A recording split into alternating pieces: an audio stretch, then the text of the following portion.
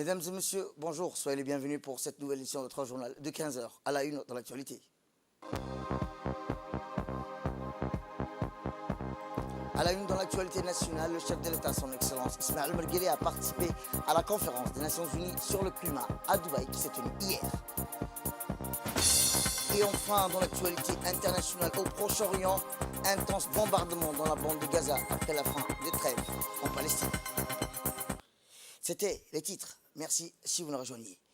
Eh bien, le président de la République et président en exercice de l'IGAD, son Excellence Ismaël Omar Guelleh, a pris part hier au sommet du 28e conférence des Nations Unies sur le changement climatique, COP28, qui s'est tenue hier à Dubaï, aux Émirats Arabes Unis.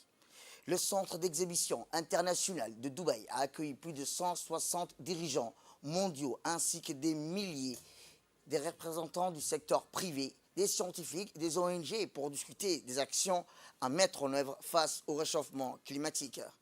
Ce sommet marque un moment décisif pour agir sur les engagements climatiques et prévenir les pires impacts des changements climatiques à travers une action commune, des prises de décisions et engagements en matière de climat et de promouvoir des efforts coordonnés pour lutter contre les conséquences du changement climatique.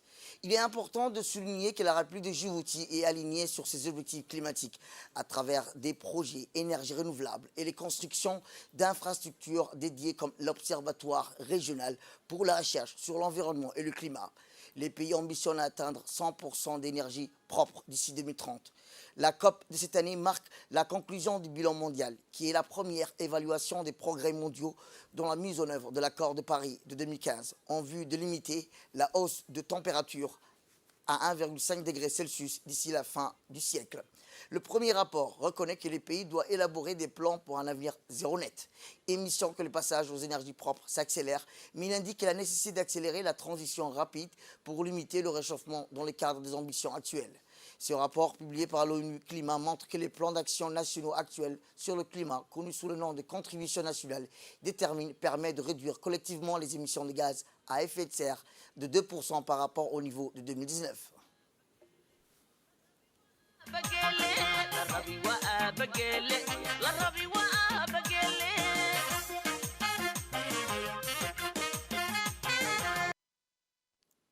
Eh bien, cette 28e édition de la conférence des Nations Unies sur le climat, COP28, qui s'est ouverte à Dubaï, pays hôte du sommet mondial sur le climat, plusieurs leaders mondiaux ont pris part, a été l'événement dont le président de la République et président en exercice de l'IGAD, son Excellence Ismaël Omar Guelleh, à la tête d'une forte délégation ministérielle.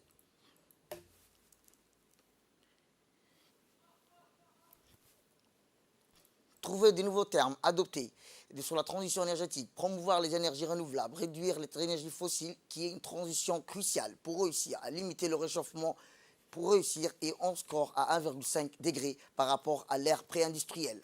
La République de Djibouti est en phase avec l'ensemble des objectifs et annonce que la COP28, à travers l'acquisition d'infrastructures modernes, dans l'Observatoire régional de la recherche pour l'environnement, le climat et les nombreux projets entérinés, géothermie, parcs éoliennes, centrales solaires, en vue d'une transition sécurité énergétique durable selon les experts en climat. Ainsi, le monde doit investir plus de 3 000 milliards de dollars par an, soit 2 737 milliards d'euros environ d'ici 2030 pour atteindre les objectifs climatiques fixés. Cette conférence des Nations Unies sur le climat a valeur de plateforme, d'échange, de concertation et de décision pour les pays du monde sur l'une des problématiques actuelles les plus en vue, les conséquences posées par le phénomène du réchauffement climatique. Ce sommet sur le climat repose sur le principe d'assigner les pays membres de la conférence des Nations Unies sur le climat, appliquent l'accord en matière d'émissions de gaz à effet de serre. Une barème définitive disposant au maximum à une augmentation de 1,5 degré Celsius par rapport à la température moyenne mondiale. Plus de 100 milliards de dollars est destiné aux pays en voie de développement appelés à faire face aux coûts élevés de leur transition énergétique.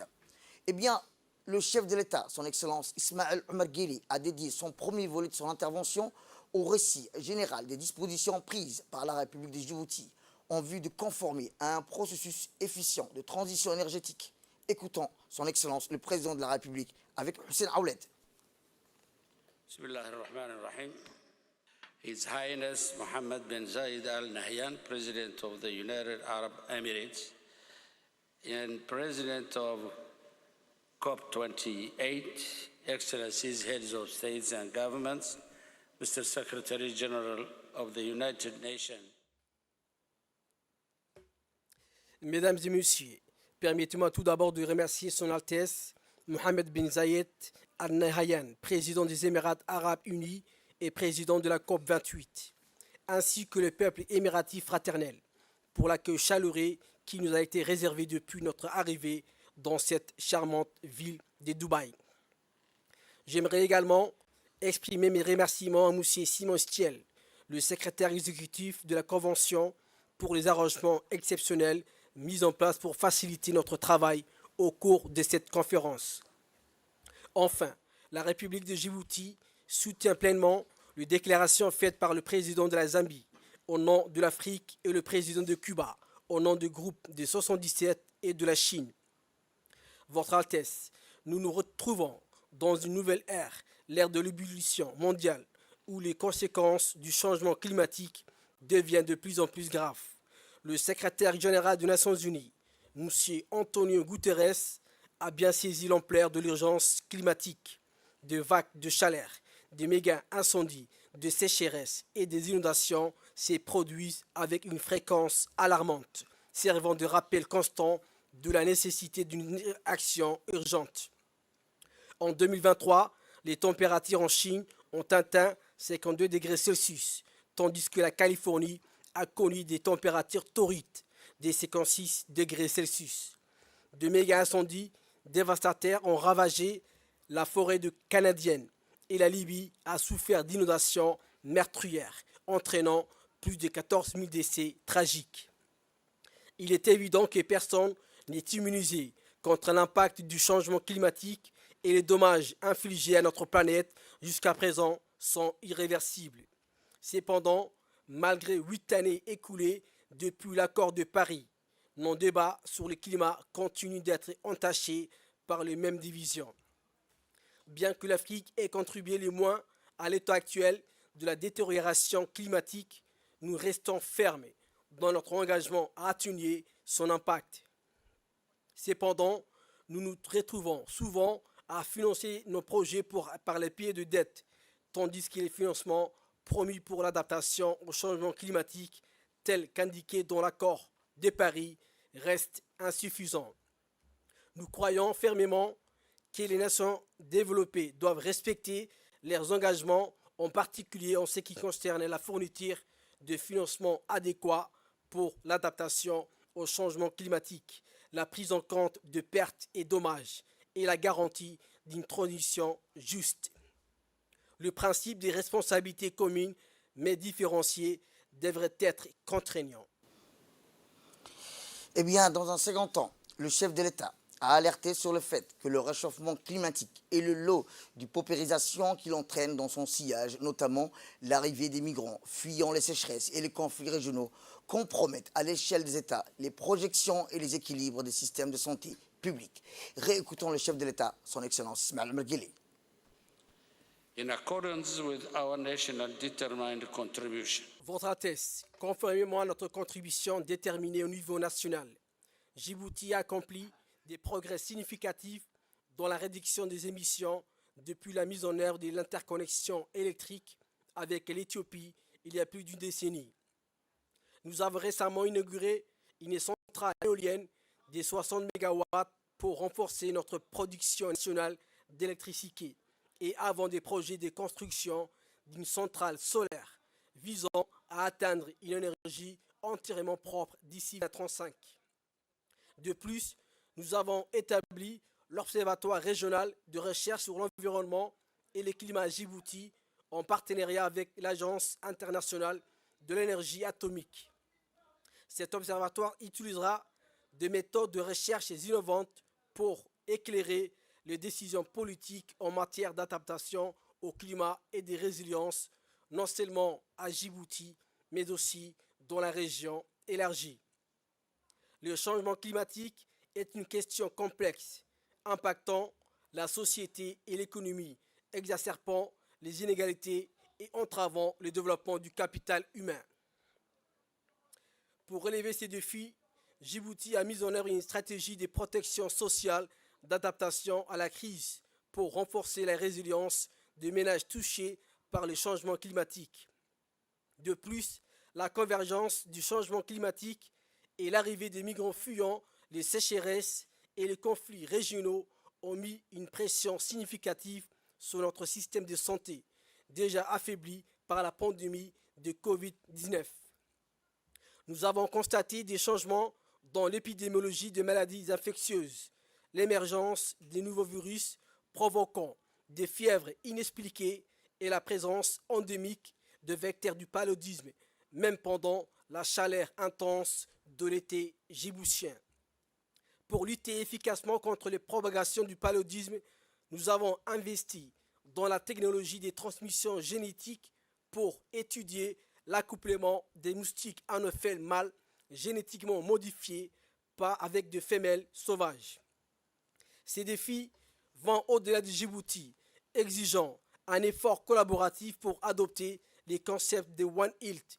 Cette approche holistique prend en compte l'interconnexion de la santé humaine, animale et environnementale, protégeant le capital humain et la planète pour les générations futures. Notre responsabilité va au-delà de simples discours. Elle exige de l'action. Je crois fermement qu'une action complète, inébranlable et urgente, avec la mobilisation consciente et unie de tous les pays développés et en développement, peut sauver notre planète. Je vous remercie. Vous étiez en train d'écouter le discours du chef de l'État, son Excellence Ismaël Omar Guelleh, lors de la COP28 qui s'est tenue à Dubaï.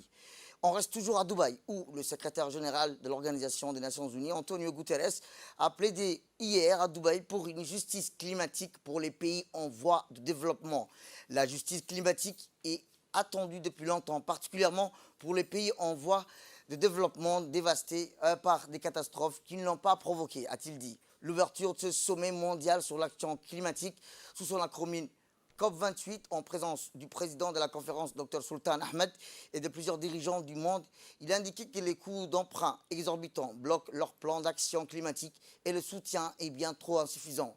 Le secrétaire général de l'ONU a suggéré que le premier bilan mondial de l'accord de Paris s'engage à accroître les financements, y compris l'adaptation au changement climatique des pays en voie de développement, aux pertes et dommages associés au changement climatique, a-t-il poursuivi. Ils doivent être soutenus par la réforme des banques multilatérales de développement afin de mobiliser davantage des financements privés et des coûts raisonnables.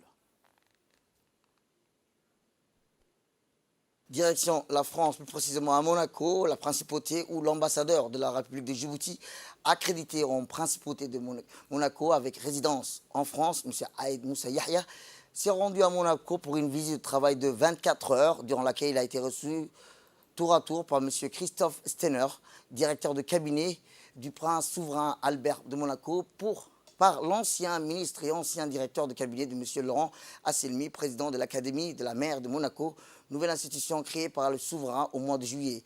Lors de ces entretiens, qui s'inscrivent dans le cadre des consultations de l'approfondissement des relations d'amitié et de coopération entre les deux pays, surtout quelques jours après la fête nationale de Monaco, célébrée le 8 novembre dernier, l'ambassadeur n'a pas manqué de retirer et transmettre les félicitations de vœux au chef de l'État. La discussion a porté également sur la volonté commune de travailler en étroite collaboration avec la nouvelle entité qui est l'Académie de la mer de Monaco, qui devra à terme former les cadres francophones dans les domaines du droit de la mer, de l'économie bleue, de l'espace marin protégé, de la lutte contre la piraterie, de la sauvegarde des espaces marins protégés comme les requins-baleines. Le premier cycle de formation étant prévu pour le mois de juillet, et Djibouti compte prendre part et inscrire dans cet outil les sommités du monde dans les divers domaines de la mer, dispenseront des cours et des ateliers de perfectionnement de l'Académie de la mer et pourra par ailleurs travailler et de partager des retours ainsi d'expérience avec l'Institut d'études diplomatiques de Djibouti qui pourra également s'y organiser de sessions conjointes à Djibouti. Rappelons qu'enfin les deux parties ont fait un tour d'horizon de la situation internationale des autres domaines de coopération élargie. Autre actualité dans ces 15 heures, c'est toujours dans la continuité du forum d'affaires entre Djibouti et Malaisie. Hier, à la fin de matinée, a eu la cérémonie de signature de l'Abian Financial Service Authority et la Banque centrale. Un événement symbolique pour l'impulsion du monde des affaires pour les deux pays qui ont su conjuguer leurs efforts en vue d'aboutir à la signature d'accords pour un avenir plus radieux et meilleur. Les moments forts avec la signature d'une lettre d'intention entre la Labuan Financial Service Authority et le gouverneur de la Banque centrale de Djibouti qui ont manifesté l'engouement et cette volonté de travailler ensemble en synergie. L'objectif de la signature de lettre d'intention est de favoriser les relations bilatérales entre le Labuan et la Banque centrale de Djibouti qui se veut de permettre aux deux pays de développer les talents et de la finance islamique pour le secteur de la finance islamique grâce à une certification professionnelle appelée la Chartered Professional in Islam Finance. Avec la signature de l'accord, la Banque centrale de Djibouti est également désormais membre associé de la Charte de la profession de la finance islamique dont le siège est Kuala Lumpur en Malaisie. Autrement fort, cet événement, c'est la signature du champ du protocole d'accord entre l'Institut agréé des professionnels finance islamique et le Salam Training Center du Dr Azura Othman et le directeur général de la Salam Training Center, M. Goulet Youssouf.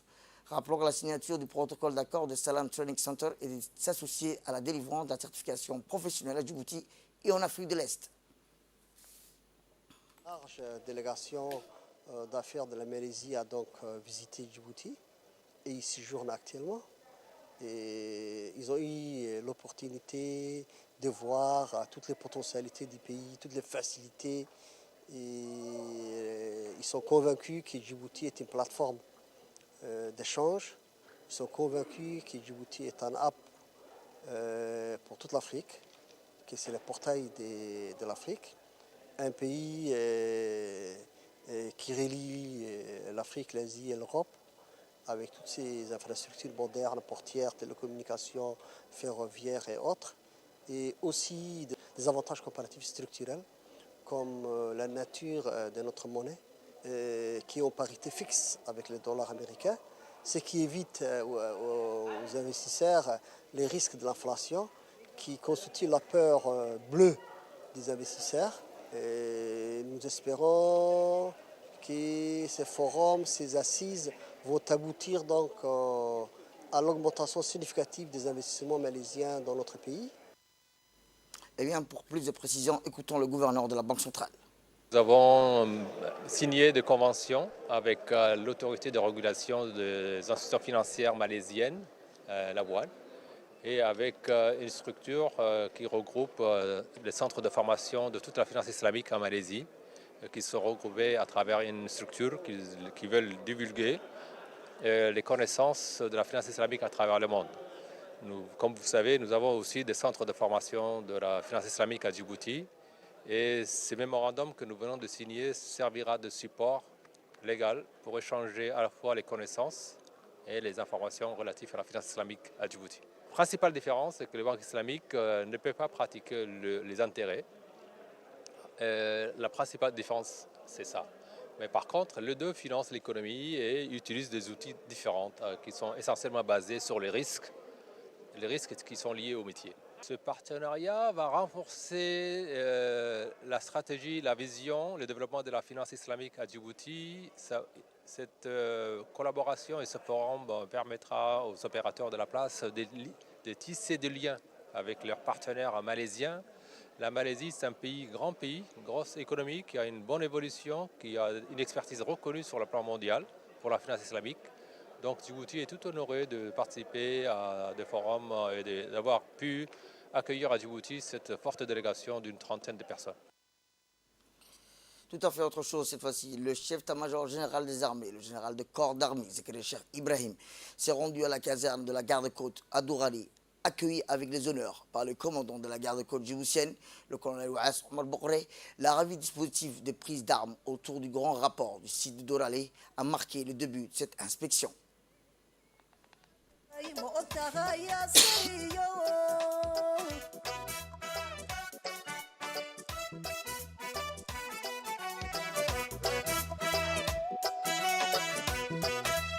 adduunyada dhammaanteed udubkoodii baato adduunyada dhammaanteed udubkoodii baato haddaan arme jirin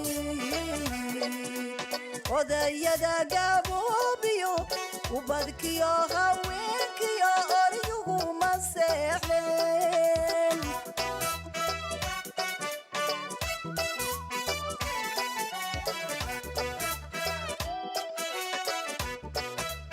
adduunyada dhammaanteedi udubkoodii baato adduunyada dhammaanteedi udubkoodii baato haddaan armi jirin odayada gaboobiyo ubadkiyo haweenkiyo oryuguma seexdeen.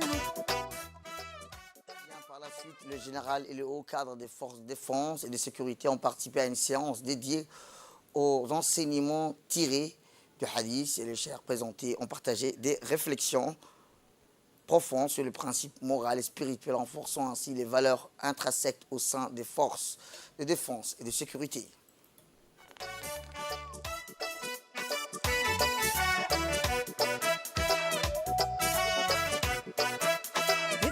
intaan ku noolahay waan ku ilanaynaa kugu uur qabowna ku ammaananaynaa.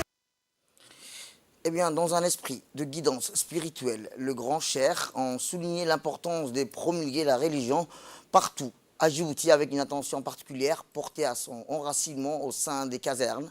Cet appel à la diffusion des principes religieux vise à renforcer la cohésion, la moralité et la dévotion au service de la patrie au sein des forces de défense et de sécurité de Djibouti. La cérémonie a été marquée par des moments de recueillement avec des invocations ferventes visant à implorer la protection divine pour la paix et la sécurité du pays et pour le succès de cet événement majeur.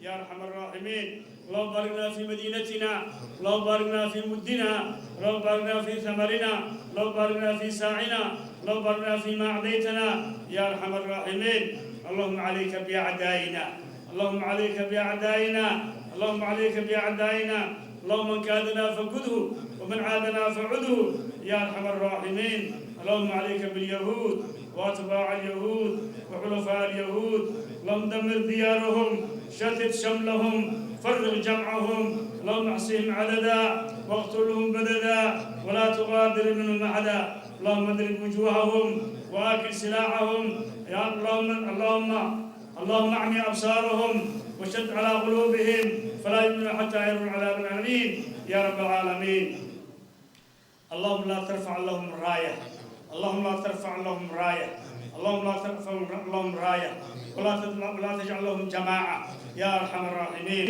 اللهم احفظ هذا البلد واجعله بلدا امنا رخاء مطمئنا اللهم اسعد مثل ولاة امورنا وفق ما تحب وترضى يا رب العالمين يا ارحم الراحمين صلى الله على محمد وسلم سبحان ربك. Direction le sud du pays où dans le cadre de la campagne intitulée 16 jours d'activisme contre la violence de genre, une forte délégation conduite par la secrétaire générale de l'UNFD, Fatma Moussa, s'est rendue à la ville Assejouk d'Ali Sebié. La délégation conduite par la secrétaire générale de l'UNFD, Fatma Moussa Abi, en compagnie de la secrétaire générale du ministère de la Femme et de la Famille, Mme Anissa Hassan-Bahadan, ont été accueillis par la première préfète adjointe, Mme Saïda Wabri Assoui, et du président du conseil régional, Sharmak Hassan Alalé. La délégation de l'UNFD a reçu un accueil chaleureux, des échanges avec les représentants de la préfecture, du conseil régional, les leaders des femmes d'Ali Sebié. Les visiteuses de marque ont été accueillies en grand pompe dans une ambiance festive au siège du conseil régional par leurs consoeurs régionales de tous les âges et de toutes les catégories sociales. À leur tête, le député Faisal Abdillahi Miguel, la présidente de l'antenne locale de l'UNFD, Willow Ibrahim Roble, et l'ont reçu chaleureusement dans la cour du siège de l'instance régionale de centralisation sous fond de musique et de chants patriotiques. Les échanges ont été intenses, riches à Ali Sebié lors de ces rencontres au siège du conseil régional. Une mission que l'UNFD a organisée dans le cadre de ces 16 jours d'activité destinée à la lutte contre les violences faites aux femmes et aux filles.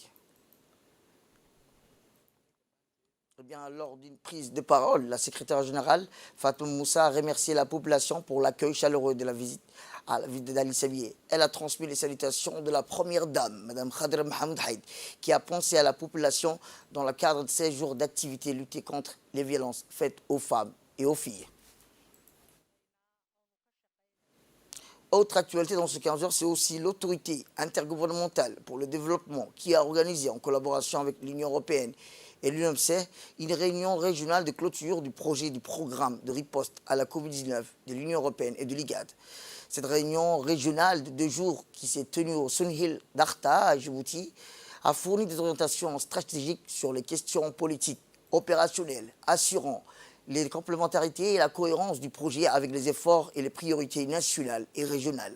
La réunion est clôturée en présence du secrétaire exécutif par intérim de l'IGAD et directrice de la division de santé et développement social, Mme Fathia Alwan, du secrétaire général du ministère de la Santé, Mohamed Ali, des représentants des pays membres de l'IGAD, des hauts responsables du ministère de la Santé. Les travaux durant 2 jours étaient intenses et riches et ont abouti à des recommandations du projet Union européenne IGAD Covid-19. Il a été décidé de renforcer les capacités de formation des experts de laboratoires en diagnostic moléculaire dans certains États membres en fonction des besoins et des activités du comité transfrontalier. Lors des recommandations, il a été décidé de soutenir la surveillance continue de l'épidémie du Covid-19, d'améliorer le partage des données de surveillance des maladies entre les États membres et de soutenir l'élaboration du plan d'une préparation de réponse d'une pandémie. Par ailleurs, un dialogue politique de haut niveau au niveau national et régional sur la réponse à l'urgence sanitaire sera initié, ainsi que le renforcement du plaidoyer. S'exprimant au nom du secrétaire exécutif de l'IGAD, Mme Fathia Alwan, directrice de la division de la santé et du développement social, a remercié la République de Djibouti qui assure actuellement la présidence tournante de l'IGAD pour la tenue de cette importante rencontre régionale qui regroupe l'ensemble des États membres. Écoutons Mme Fathia. Au nom du secrétaire exécutif de l'autorité intergouvernementale du développement et aussi en ma qualité de directrice de la santé et du développement social, j'ai le plus grand plaisir et l'honneur de vous accueillir ici à Artaville, en République de Djibouti, et aussi à l'occasion de cette très importante réunion de clôture du programme de Covid-19. Nous tenons aussi en tout premier lieu à remercier la République de Djibouti qui assume actuellement la présidence tournante de l'IGAD. Un applaudissement, s'il vous plaît. Permettez-moi aussi de rappeler très succinctement l'objet de la présente réunion ici à Artaville qui vise à clôturer officiellement la riposte conjointe mise au point par l'IGAD et l'Union européenne dans le contexte de la crise sanitaire provoquée par la pandémie de la Covid-19. Comme nous le savons, ce programme régional nous a permis de mettre sur pied une action collective et coordonnée avec le ministère de la Santé de 7 États membres de l'IGAD pour le contrôle et le suivi efficace de la propagation du Covid-19. Délégués, mesdames et messieurs, l'annonce faite le 15 mai de l'année en cours par l'Organisation mondiale de la santé, l'OMS, qui officiellement a mis fin à la pandémie de la Covid-19 en tant qu'urgence de santé publique, nous permet aussi de faire le point et mieux apprécier l'apport sans commune mesure de la riposte conjointe que l'IGAD et l'Union européenne ont mis en place pour juguler les effets morbides de la Covid-19 au niveau de notre sous-région. Eh bien, dans un mot prononcé à l'occasion, au nom du gouvernement de Djibouti, M. Mohamed Ali Ahmed, le secrétaire général du ministère de la Santé de Djibouti a souligné le rôle crucial de la République de Djibouti. En ce moment solennel de clôture de la 7e réunion du comité directeur du projet de réponse à la Covid-19, dédié au bilan des activités mises en œuvre sur 3 années, je tiens à exprimer au nom du ministère de la Santé notre sympathie et reconnaissance à chacun d'entre vous. Votre présence et votre engagement ont été les éléments cruciaux qui ont fait de cette réunion technique régionale tenue à Arta un succès qui nous permet de nous tourner vers le nouveau projet santé de l'IGAD sur financement de la Banque mondiale. dont le but est de renforcer les programmes de riposte face aux urgences sanitaires et flambées épidémiques. Au cours de 2 jours de travail, nous avons partagé nos expériences de gestion de la pandémie de Covid-19 et formulé des recommandations afin de renforcer la pertinence et l'efficacité de nos stratégies d'intervention dans le futur. Les experts des ministères de la Santé des pays de l'IGAD présents ont été les catalyseurs de solutions créatives face aux défis complexes posés par l'apparition et la propagation des épidémies et des maladies qu'elles causent. Les partenaires forgés durant cette réunion sont autant de fondations solides pour l'avenir. Ils témoignent de notre capacité à créer des synergies pérennes au sein de l'IGAD pour notre objectif commun, qui est celui d'assurer la santé et le bien-être de nos populations. Eh bien, direction le nord du pays, où dans le cadre de l'appel à un projet lancé par l'ambassade de France à Djibouti, à travers Piscal, l'association par la voix des jeunes femmes d'Obok, en partenariat avec les autorités régionales d'Obok, ont procédé au lancement officiel du projet intitulé « Appui aux femmes rurales pour une meilleure résilience contre la pauvreté et le changement climatique ». Dans cette optique, l'association a entrepris le contact avec les autorités traditionnelles, les leaders communautaires et les autorités de l'État. Dans l'actualité internationale, au 57e jour de guerre contre Gaza, Israël a poursuivi son agression pour le 2e jour après la fin d'une trêve d'une semaine, et ses environs ont lancé des raids sur diverses parties de la bande de Gaza, entraînant la mort de 168 personnes et des blessés, des centaines depuis la fin de la trêve. L'armée israélienne a repris ses bombardements intenses dans la bande de Gaza. 168 personnes avaient péri, 589 avaient été blessés dans les raids israéliennes qui ont repris après une semaine de trêve. C'est tout pour cette édition. Merci à vous de nous avoir suivis. Restez avec nous pour la suite de nos programmes télévisés. Le programme continue sur Télé Djibouti.